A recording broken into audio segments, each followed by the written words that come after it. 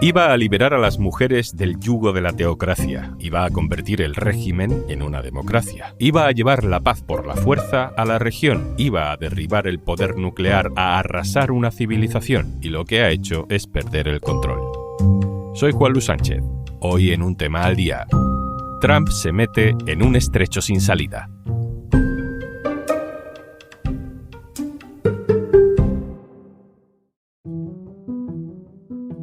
...11 de febrero de este año 2026... estamos en la Situation Room, la sala de crisis de las grandes decisiones de la defensa y la seguridad en la Casa Blanca. No hay periodistas, claro, no hay apenas testigos. Es una reunión casi secreta.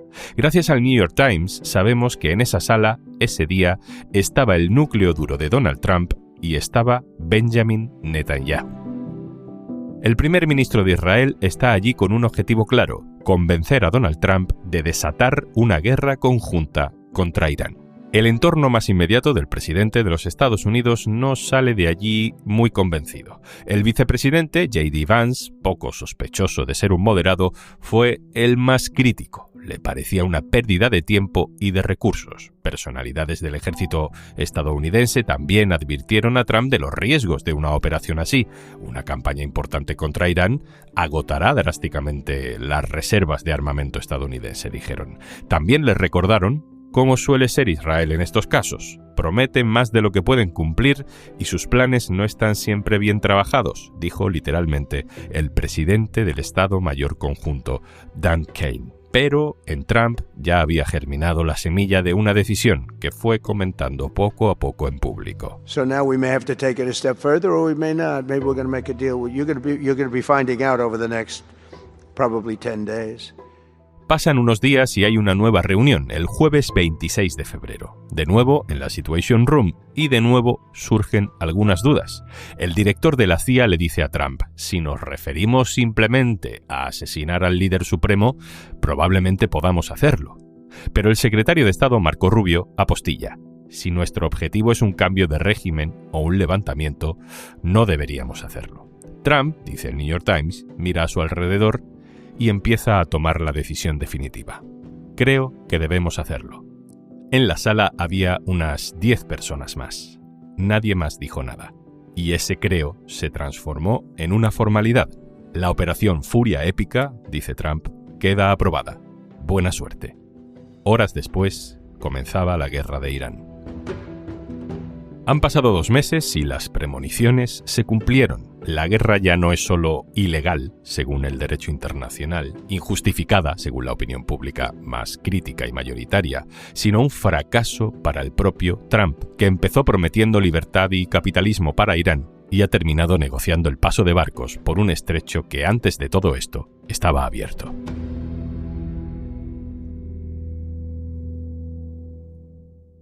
Jesús Núñez, hola. Hola, muy buenas. Jesús Núñez es el codirector del Instituto de Estudios sobre Conflictos y Acción Humanitaria. Jesús, en algún punto dejamos de hablar del régimen de Irán y de la guerra y hemos empezado a hablar del estrecho de Hormuz, que no sé si Trump sabía dónde estaba antes de todo esto y que en todo caso no tenía nada que ver en el origen de esta guerra teóricamente. Recordemos, para tomar perspectiva, ¿por qué nos dijo Trump que era necesaria esta guerra? La verdad que a veces genera dudas hasta eso, porque ha ido cambiando tantas veces lo que decía que era su objetivo principal que no sabemos realmente en qué orden colocarlos. Pero en cualquier caso, creo que sí es fácil definir que, por un lado, lo que se buscaba originalmente, en coincidencia con Benjamin Netanyahu, era derribar el régimen iraní. A eso le ha ido añadiendo en el tiempo la eliminación del programa nuclear. Le ha ido añadiendo después, también por insistencia de Israel, la eliminación del programa de misiles balísticos y su capacidad para fabricarlos. Y a eso también hay que sumarle el intentar eliminar el apoyo financiero y armamentístico que Irán viene prestando desde hace años a grupos como Hezbollah, Hamas o Ansar Allah, los hutíes de Yemen, y otras milicias proiraníes que se mueven entre Siria e Irak. Jesús, hagamos un repaso, si te parece, de hasta qué punto ha ido encadenando fracasos Donald Trump, cambiando sus objetivos en esta guerra, y quizá el primero fuera la insurrección ciudadana, ¿no? Porque él bombardeó la cúpula del régimen pero esperaba que una rebelión interna en nombre de la libertad hiciera caer al sistema. Y eso no sucedió. De hecho, hay llamadas directas a esa insurrección ciudadana, tanto por parte de Donald Trump como de Benjamin Netanyahu, con el añadido, que tampoco es extraño a estas alturas, de ir financiando y estimulando a todos aquellos que se sientan descontentos con el régimen iraní, y son muchos, porque estamos hablando de un régimen represor y corrupto, para que se levanten en armas, de tal manera que Tel Aviv y Washington podemos entender que ha ido financiando y animando y armando a milicias kurdas o a milicias baluchis, que son movimientos independentistas o que como mínimo se sienten descontentos con la manera en la que son tratados por Teherán, para que todo eso acabara provocando efectivamente un colapso interno del país. Y eso tampoco se ha producido. Evidentemente, por un lado, porque el régimen ha reprimido cualquier disidencia y ha eliminado prácticamente a la oposición democrática dentro de Irán, y por otro lado, porque esa población no parece dispuesta ahora mismo a sumarse a una aventura belicista como la que está impulsando Tel Aviv y Washington. Estados Unidos sí tiene éxito en un objetivo, quizá el único éxito de toda esta operación, que es asesinar a Ali Khamenei, el líder supremo, y aparte de la cúpula del régimen. Pero, segundo fracaso, pensó que, ya que la revolución popular no iba a suceder, pues podía encontrar a un sucesor con ganas de volverse proamericano, un Delcy Rodríguez para Irán, Jesús, y eso tampoco ha funcionado. Efectivamente, tampoco ha funcionado. Irán no es Venezuela, hablamos de un régimen que lleva desde 1979 actuando en un contexto en el que sabe que está en el punto de mira de actores muy potentes que quieren derribarlo, y ha conseguido desarrollar unas capacidades enormes de resiliencia, y ahora se están demostrando de forma clara. Y además de eso, tanto Estados Unidos como Israel han intentado promover una figura absolutamente desacreditada como el hijo del último Shah que tuvo Irán, que fue una marioneta en manos de Washington. Pues podemos entender que en este caso no había una Delcy Rodríguez II para promover algo que, sin ser un cambio de régimen, le permitiera a Estados Unidos y a Israel contar con un actor instrumental que se subordinara a su dictado.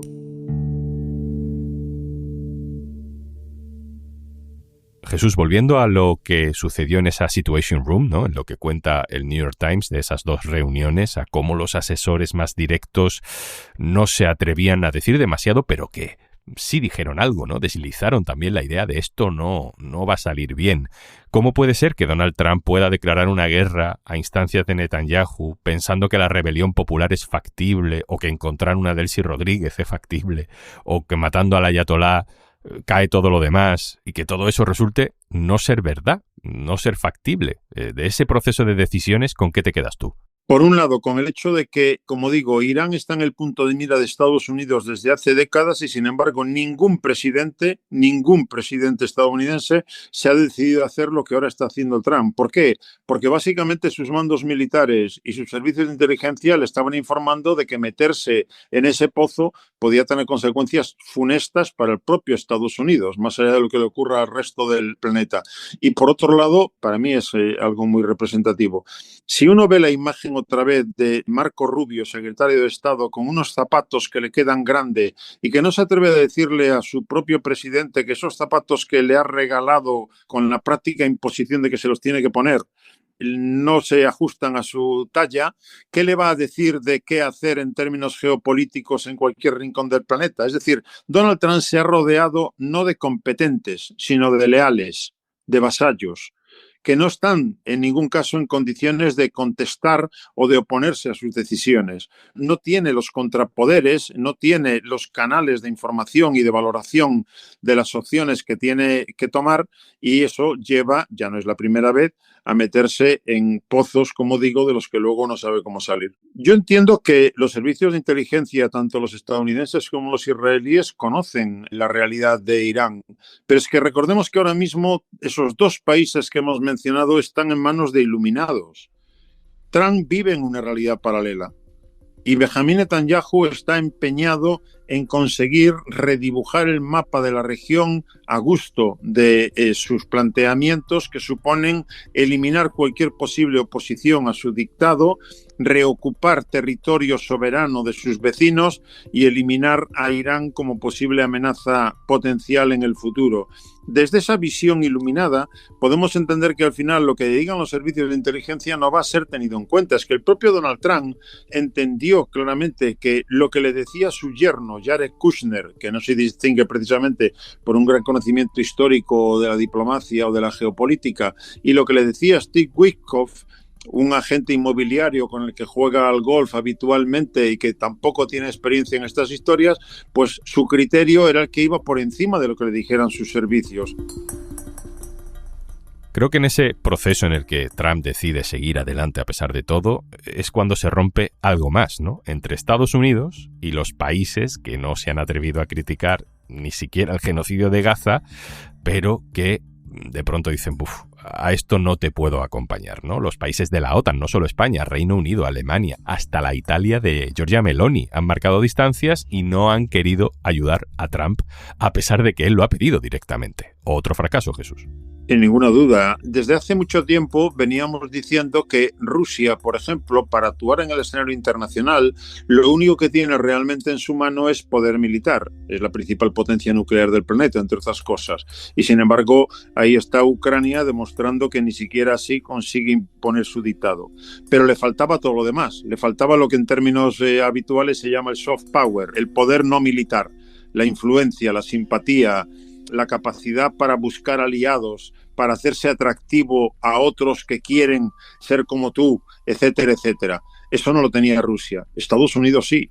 Estados Unidos era una superpotencia militar y era el principal referente a nivel mundial, tanto en el ámbito cultural como en el tecnológico, como en muchos otros ámbitos, que hacía que muchos quisieran estar al lado de Estados Unidos. Y resulta que ahora Donald Trump ha despilfarrado completamente ese soft power, ese poder no militar, y encima el poder militar que tiene, que es mucho, no le sirve para conseguir sus objetivos. Pues un fracaso rotundo. Tan claro es que el estrecho de Hormuz, meterse de esta manera que lo ha hecho Donald Trump, era un pozo del que iba a ser muy difícil salir, que el propio secretario de guerra, Pete Hegseth, ha tenido que cesar a prácticamente una veintena de generales y de almirantes de sus propias Fuerzas Armadas porque no encontraba a alguien que estuviese dispuesto a aceptar meterse en una campaña militar con un objetivo tan mal definido y con una estrategia que no podía de ahí lograr ningún tipo de victoria. Hay ahora mismo en vigor un teórico alto el fuego para ver si se puede negociar algo. Dice Trump que iba a conseguir que Irán aceptara desmantelar todas sus instalaciones nucleares, pero las negociaciones no han durado ni un día en Pakistán. Otro fracaso más. Es que estamos en ese punto actualmente, en el que algo que desde hace décadas se había entendido en el ámbito de la estrategia nuclear, que las armas nucleares no son armas de combate, no garantizan la victoria a nadie, sino únicamente el suicidio colectivo, que solamente sirven para disuadir a otros de que atenten contra los intereses de una de las potencias nucleares. Decir que va a eliminar una civilización, lo cual hace pensar que en su cabeza estaba el uso de las armas nucleares son útiles para conseguir machacar al contrario y por lo tanto se mete más en el pozo.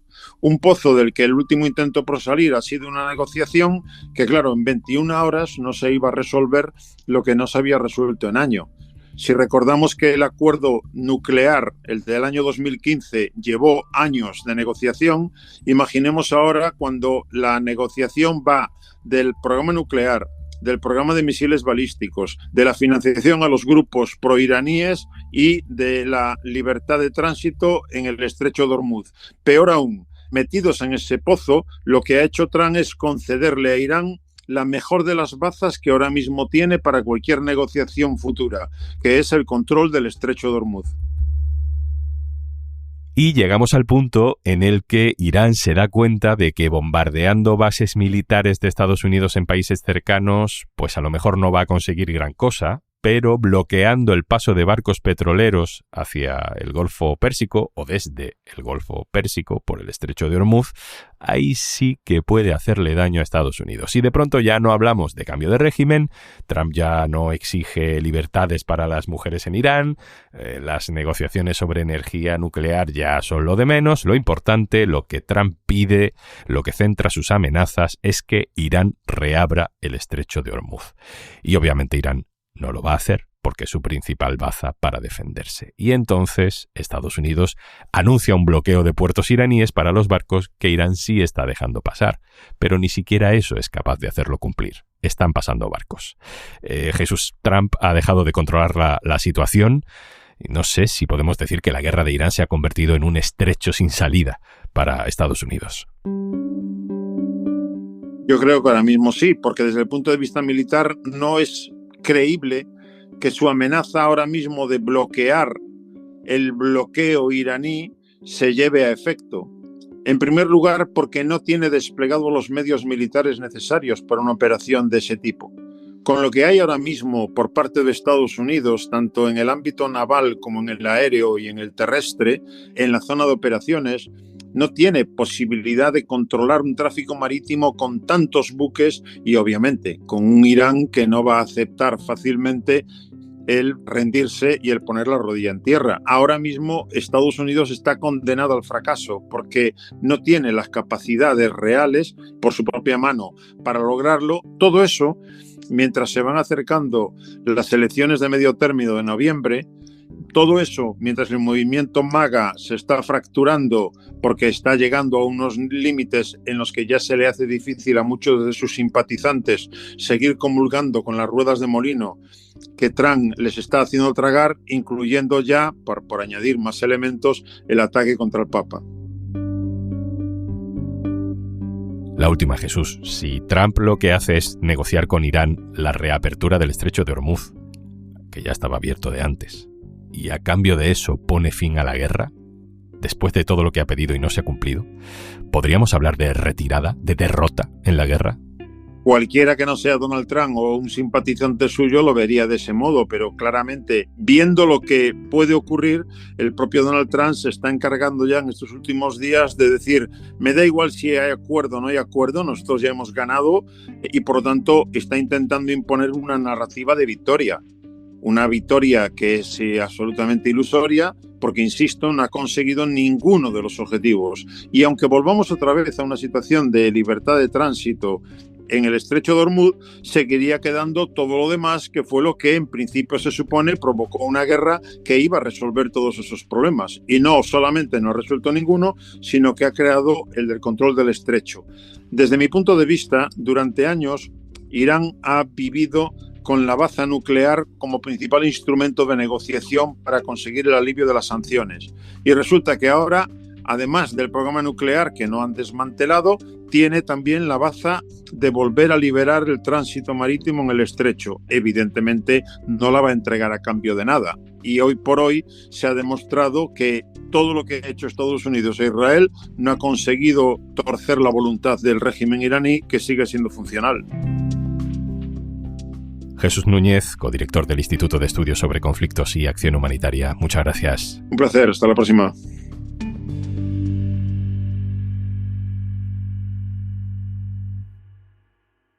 Esto es Un Tema al Día, el podcast del diario.es. Si te gusta lo que hacemos, necesitamos tu apoyo. Hazte socio, hazte socia en eldiario.es/Un Socio al Día. Este podcast lo producen Carmen Ibáñez, Marcos García Santonja, Lucía Martín e Izaskun Pérez. El montaje es de Pedro Nogales. Yo soy Juan Luis Sánchez. Mañana, otro tema.